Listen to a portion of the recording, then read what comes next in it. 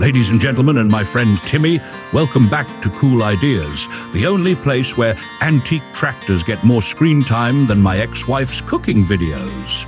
And that's saying something, because her casserole once made it to a local hazmat report. Today we're talking about the 1907 Hart-Parr 2240, the machine that looked at 20 horses and 5 guys in suspenders and said, "Move over, I got this." Imagine being so powerful you replace half the town workforce and still have time to look majestic in black. But before we dive deeper into this oily beast of burden, don't forget to subscribe to our channel.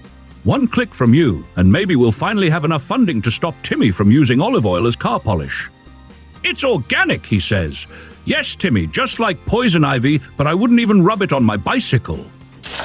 Now let's talk serious iron.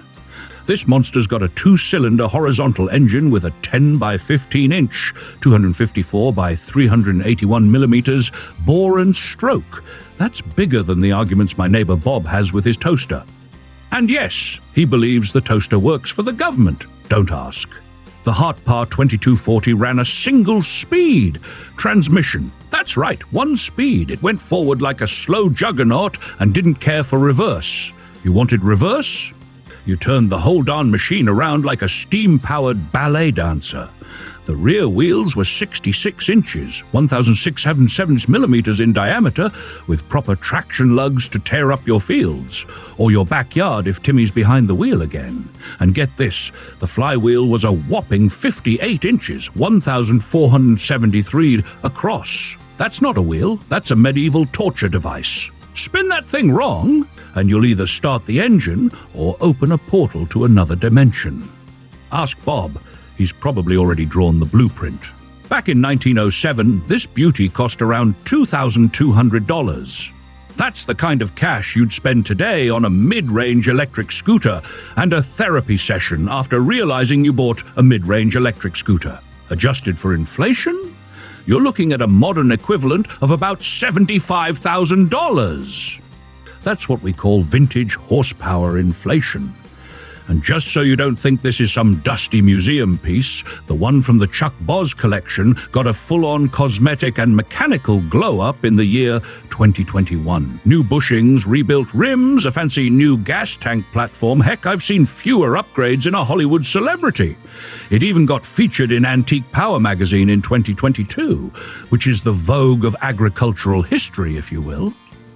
That's like your Uncle Stan being on the cover of GQ for owning the cleanest barbecue grill on the block. Originally, this tractor claimed to do the work of 20 horses and 5 men. Personally, I think that's just how they explained it to the farmer's wife when she saw the invoice. Don't worry, honey. It replaces Harold, Timmy, the twins, and that horse that never listens. Speaking of Timmy, he once claimed he caught a fish so big it needed its own tractor to drag it in. I believe the only thing he dragged was himself out of the bar and into a ditch. Still, gotta love the guy. Now here's the kicker. This restored beauty is being sold at the Mecum Indie auction on May 15th, 2025. The price?